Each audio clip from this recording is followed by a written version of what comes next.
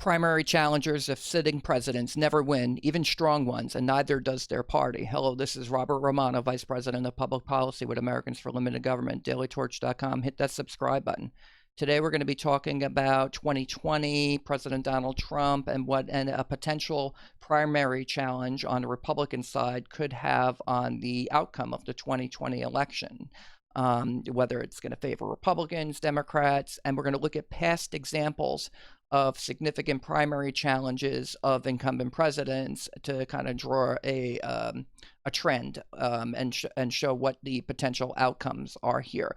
Now, candidates like Joe Walsh and William Weld are throwing their hats into the ring on the Republican side.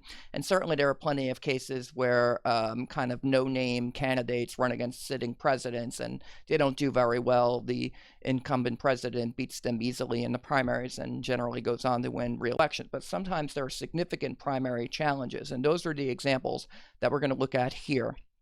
William Howard Taft in 1912, Herbert Hoover in 1932, Gerald Ford in 1976, Jimmy Carter in 1980, George H.W. Bush in 1992, as well as Harry Truman and LBJ in 1952 and 1968, all face significant primary challenges. Truman and Johnson end up dropping out after the New Hampshire primaries.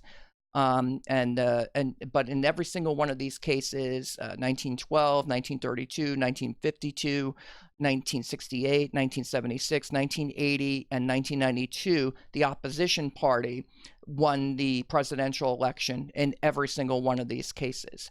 And so and there were down ballot implications as well, where the opposition party made significant gains in congressional races. And so we're going to look at each one of these cases individually so that you can see what I'm talking about. So in 1912, this was the first year of primaries.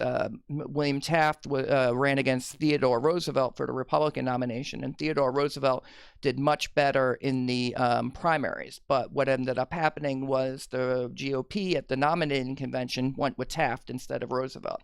Back then, the primaries were not binding upon the convention to nominate that candidate. But clearly Taft ended up losing to Woodrow Wilson in 1912. In 1932, the economy was imploding, and Herbert Hoover didn't do well in the 1932 primaries as a sitting Republican president. Joseph France actually won more votes and won more states, but the nominating convention went with Herbert Hoover in 1932, and he went on to be defeated soundly by FDR in the general election.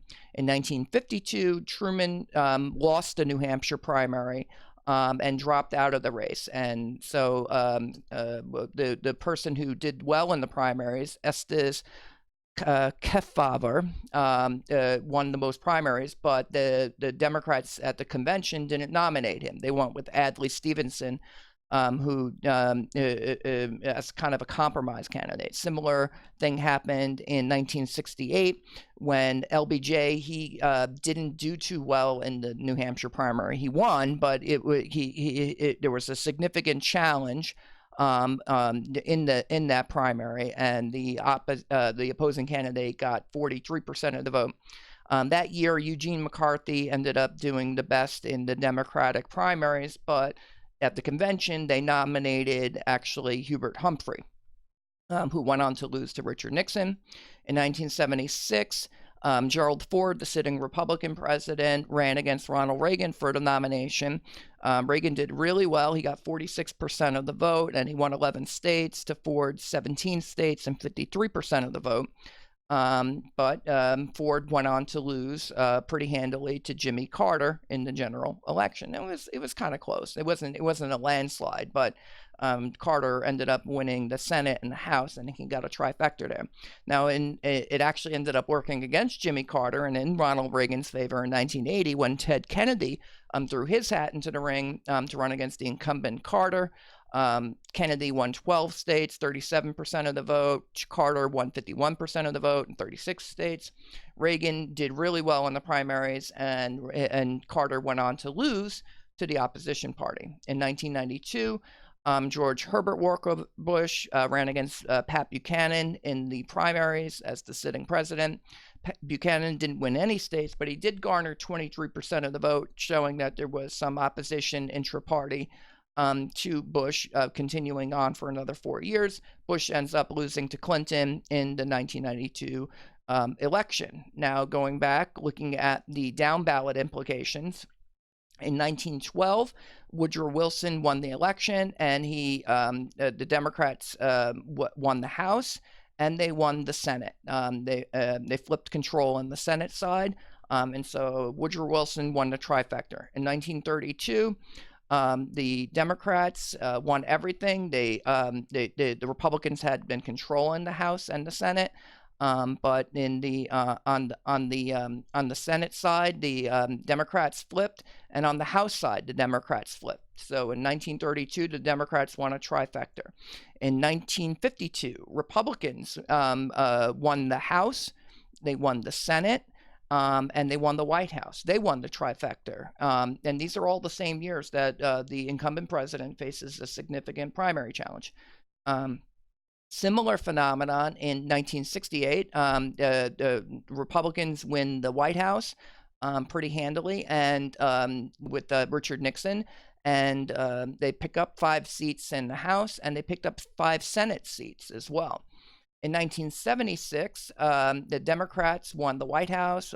They picked up 1 seat in the House. They actually lost one. They didn't lose any seats, but Republicans gained 1 seat in the Senate races. But Democrats won a trifecta there as well. In 1980, Republicans picked up 34 seats in the House, and they picked up 12 seats in the Senate to win the Senate from the Democrats, and that was with Ronald Reagan winning the election against Jimmy Carter.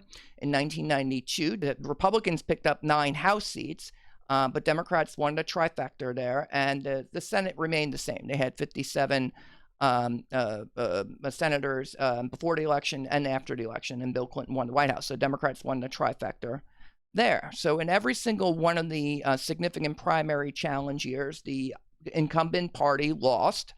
The opposition party won, and they also did very well in the congressional elections. So that's a pretty good track record of failure by primary challengers. They've never unseated president at the convention. You could say that Truman and LBJ, they dropped out prior to their conventions, so they weren't defeated, but they did forfeit. So they were ousted, and it didn't benefit the incumbent party when the presidents decided not to run for election again. And so fast forward to 2020, if the Republicans mount a significant primary challenge against President Trump, and Trump has a little trouble going in 2020, it could be a disaster for Republicans come November 2020. It could hamper Trump's ability to win. On the other hand, a primary challenge from Weld or Joe Walsh might not be that significant. Currently, Trump has about 86% approval amongst Republicans in the latest Politico tracking poll. So he might actually have that much to worry about at the moment. So there could be a challenge where Trump simply wipes the floor with the opposing candidates in the primary, while Democrats have a close primary, and so Trump actually goes on to win the general election with some momentum. That's the lesson of modern political history. Incumbent presidents who run relatively unopposed for their party's nomination tend to get reelected. Ronald Reagan ran unopposed in 1984.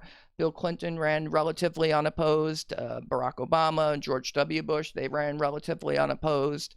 Nixon in 1972, he ran relatively unopposed. And each time the outcomes there are the incumbent gets reelected. So this clearly has implications, and so I'll leave you with the close here, and you can make up your own mind about what's going to happen. When it comes to 2020, well, we're talking about Joe Walsh or William Weld or whoever else foolishly tosses their hats into the ring on the Republican side. Likely all a primary challenge would do is fail and potentially weaken the incumbent Trump. That will increase the odds dramatically. Democrats win the next election and choose the next Supreme Court justices. probably have down ballot implications as well, winning where Democrats could then win Congress, pass the Green New Deal, socialized medicine, universal income, and the rest of their political program, all of which makes a primary challenge of Trump ill-advised, that is, if Republicans are in the business of winning elections. That's the commentary. This is Robert Romano, Vice President of Public Policy with Americans for Limited Government, dailytorch.com. Hit that subscribe button, ring the bell for notifications, and have a good day.